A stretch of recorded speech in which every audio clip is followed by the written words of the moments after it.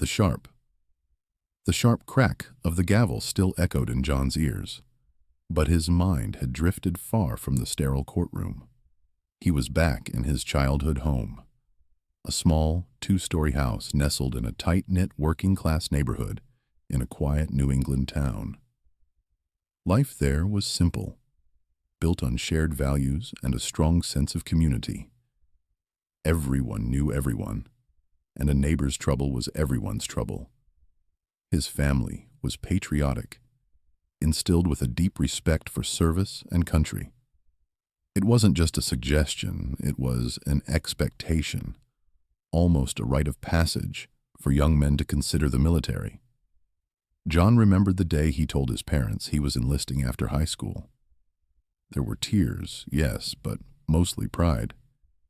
He felt a surge of purpose, a desire to honor his family's legacy and serve his country, just like generations before him.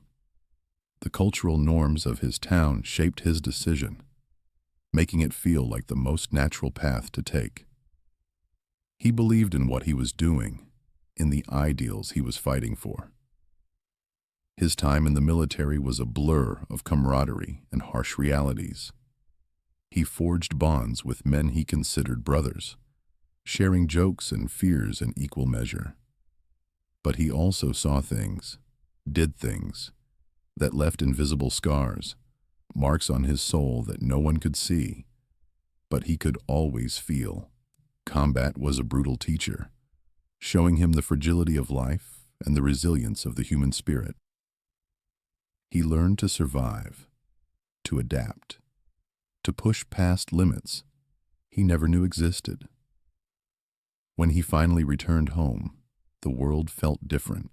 The quiet New England town seemed to have shrunk, and the city he landed in was a sprawling, impersonal giant. The anonymity was jarring. No one knew his story. No one recognized the sacrifice. The bustling streets, the endless stream of strangers.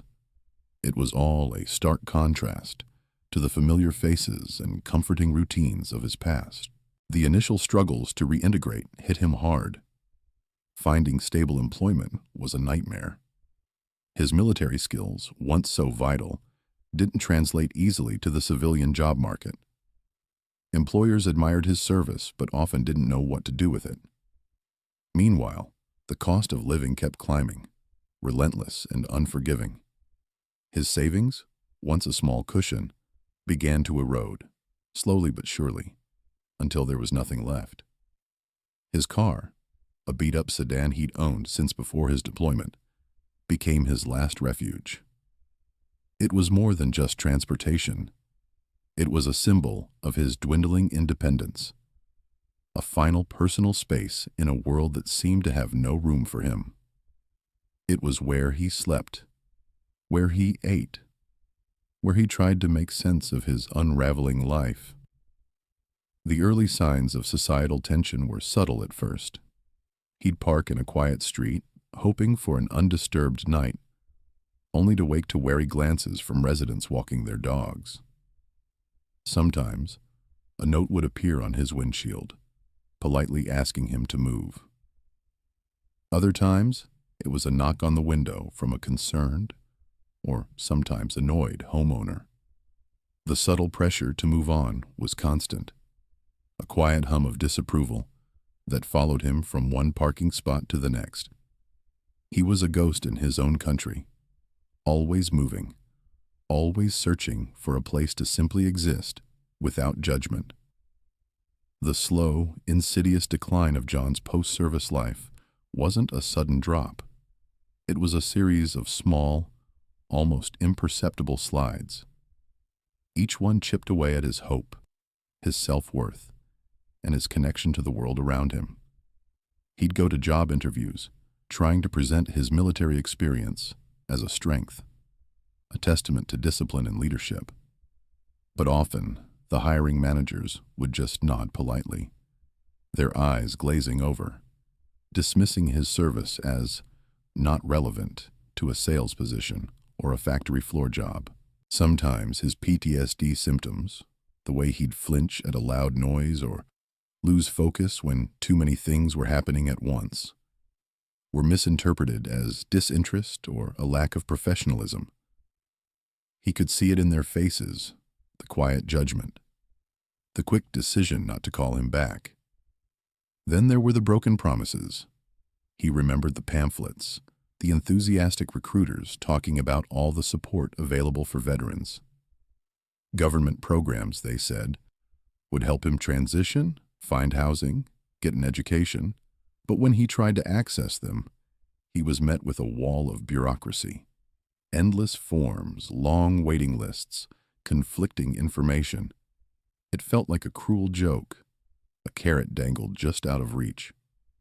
Each dead end, each bounced application, wasn't just a setback.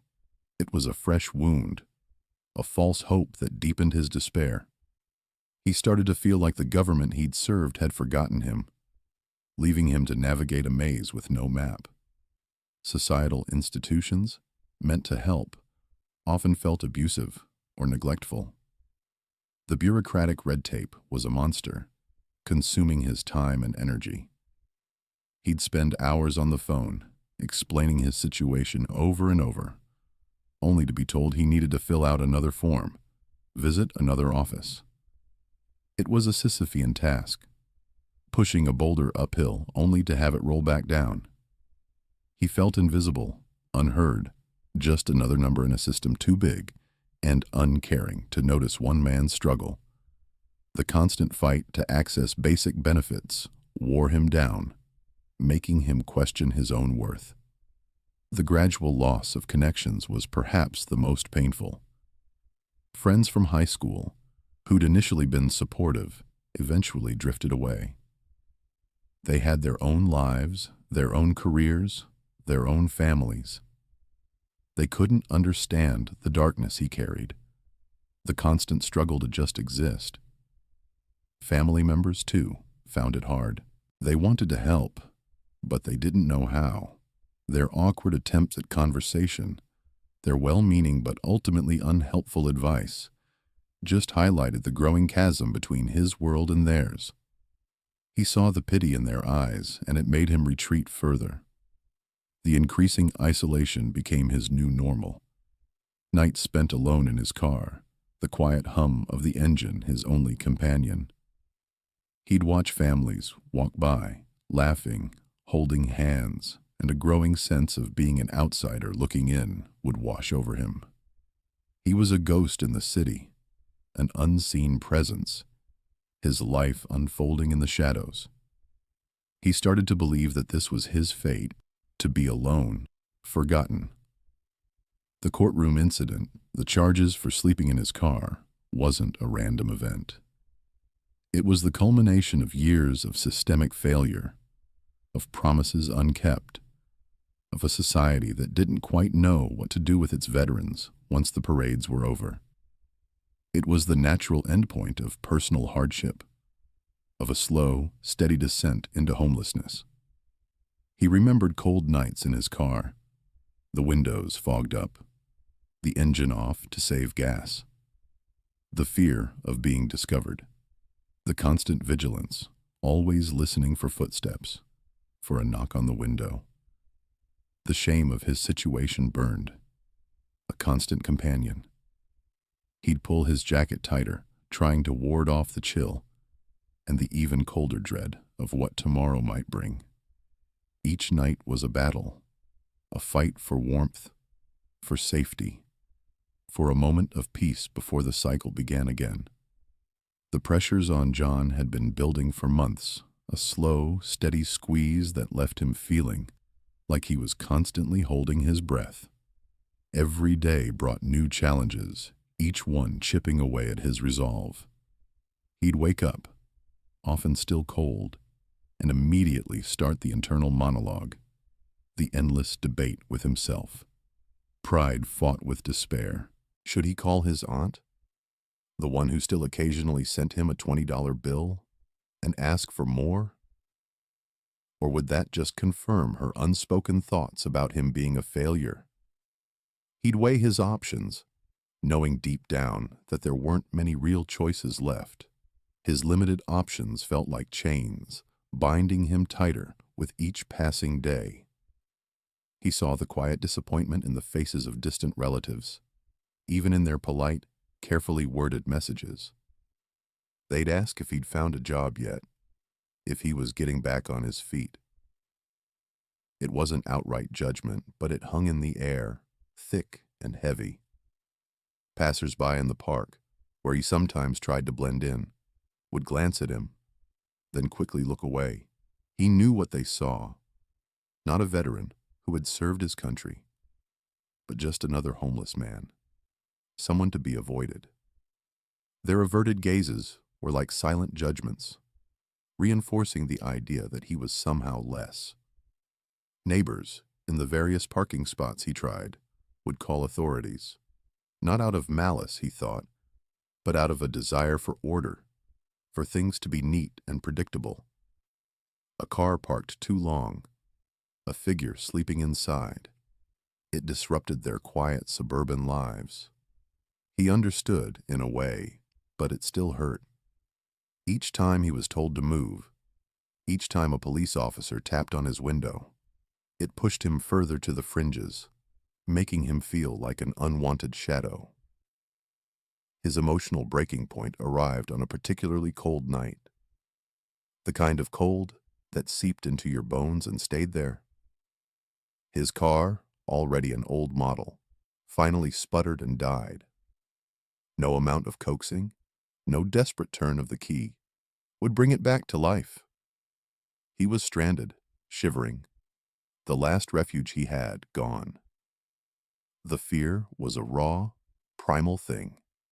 He needed warmth, safety, anything to escape the biting wind. That's when he made the ill-fated decision to park his now-dead car in the spot where he was eventually found. It was a quiet street, he thought, just for one night until he could figure something out. The environment seemed to amplify his despair. The biting winter wind howled around the broken-down car, rattling the windows, mimicking the turmoil inside him. The harsh glare of the streetlights cut through the darkness, making him feel exposed, vulnerable. Distant sirens wailed, a constant reminder of the city's underbelly, of the dangers that lurked. Everything around him seemed to reinforce his sense of isolation, his complete aloneness in a world that had forgotten him. The desperation grew into a constant companion, the fear of being discovered, of being told to move again, or worse, of being arrested, was a heavy weight. He was always on the move, always looking over his shoulder, always trying to stay invisible. He felt like a hunted animal, constantly searching for a safe place to hide, constantly on edge. The loss of dignity was perhaps the hardest part. The pride he once had, the pride of a soldier, had been slowly eroded, replaced by a gnawing shame. Every day was a fight for survival, a battle against the elements and against the invisible forces that seemed determined to push him further down. He wondered if he would ever feel safe again, if he would ever truly belong. He wondered if he would ever feel safe again, if he would ever truly belong. The courtroom felt like another cold, impersonal space, just like so many others he had encountered since returning home. He was ready for the inevitable, for the judge to hand down a sentence that would just be another brick in the wall of his misfortune. But then something shifted. Judge Caprio, known for his unique approach, leaned forward, his gaze fixed not on the papers before him, but directly on John. The judge's voice was different from the prosecutor's, softer, but with a clear strength that cut through the tension. He began to ask questions that went far beyond the charges of sleeping in his car. "Mr. Thompson," he started, "I see here you served in the Marines. Can you tell me about your time there?" John, caught off guard, initially hesitated. He expected questions about where he parked, how long he'd been there, not about his military service. But the judge's tone was genuinely curious, not accusatory. John found himself talking, slowly at first, then with more detail, about the camaraderie, the harsh realities, the things he'd seen and done. He spoke about the pride he felt serving his country, and the difficulty of coming home to a world that seemed to have moved on without him. As John spoke, the prosecutor, who had been so confident and sharp just moments before, began to look visibly uncomfortable. His initial sneer had faded, replaced by a tight-lipped expression. The judge's line of questioning was exposing not just John's story, but the systemic issues that had led him to this point. It was clear the prosecutor had prepared for a simple case of public nuisance, not a deep dive into a veteran's struggles. The judge was shifting the entire narrative, turning a minor infraction into a spotlight on societal failures. Then came the unexpected revelation. After John finished speaking, the judge sat back for a moment, a thoughtful look on his face. "Mr. Thompson," he said, his voice a little lower now, "I understand more than you might think. I too served. Not in the Marines, but in the Army, many years ago." A quiet murmur went through the courtroom. This was a side of the judge most people didn't know. This shared understanding, this common ground of military service, created an immediate, powerful bond between the two men, a connection that transcended the formal setting of the courtroom. It was a hidden truth, a shared experience that spoke volumes. The judge then looked around the room, his gaze sweeping over the prosecutor, the clerks, and the few spectators. "I cannot simply enforce the letter of the law here," he declared, his voice firm, "not without acknowledging the spirit of justice and the societal failures that have led Mr. Thompson to this courtroom." His words were a clear statement that the traditional boundaries of punishment were not enough. He was drawing a line, saying that the court's role extended beyond just handing down sentences. Instead of sentencing John, the judge made a drastic decision. He postponed the verdict indefinitely. "I am ordering a full social services assessment for Mr. Thompson," he announced. "We need to understand his needs, his challenges, and find appropriate resources to help him." He made it clear that the court's role in this instance was not just about punishment, but about finding a path to healing and reintegration. Then, in an unexpected move, the judge made a public appeal. He looked directly into the courtroom cameras, speaking to the wider audience. "This man served our country. He deserves better than to be sleeping in his car. I urge any veterans organizations, any social services, any individuals who can offer assistance to come forward and help Mr. Thompson." The courtroom, which had been a place of judgment, was suddenly transformed into a platform for advocacy, a beacon of hope. John sat there, stunned. Tears welled up in his eyes, blurring the faces in front of him. This wasn't just a reprieve. It was a chance at real change, a recognition of his humanity that he hadn't felt in years. It was an unexpected opportunity, a lifeline thrown to him in his darkest hour. For the first time in a long time, John felt seen. The judge's public appeal worked faster and more powerfully than anyone could have imagined. The outpouring of support for John was immediate and overwhelming. Community members, veterans organizations, and individuals from all walks of life, moved by the judge's actions and John's story, reached out. Phone calls flooded the courthouse. Offers of housing, job opportunities, and mental health support poured in. It was a wave of compassion that swept John up, pulling him from the dark waters he had been treading. Volunteers stepped forward, ready to assist. A local veterans charity offered him a spot in their transitional housing program, a safe, clean place to stay while he got back on his feet.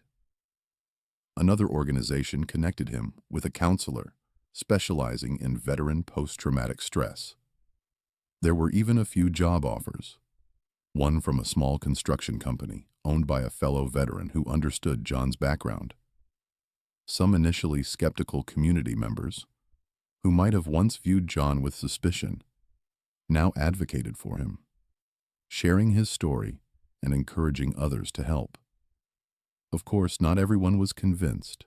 A few remained cynical, muttering about special treatment, highlighting the differing societal views that often complicate such situations.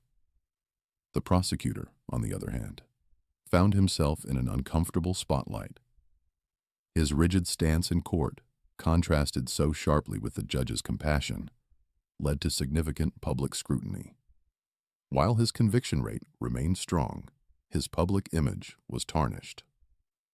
Local news outlets ran editorials questioning the humanity of his approach, and online comment sections were filled with criticism.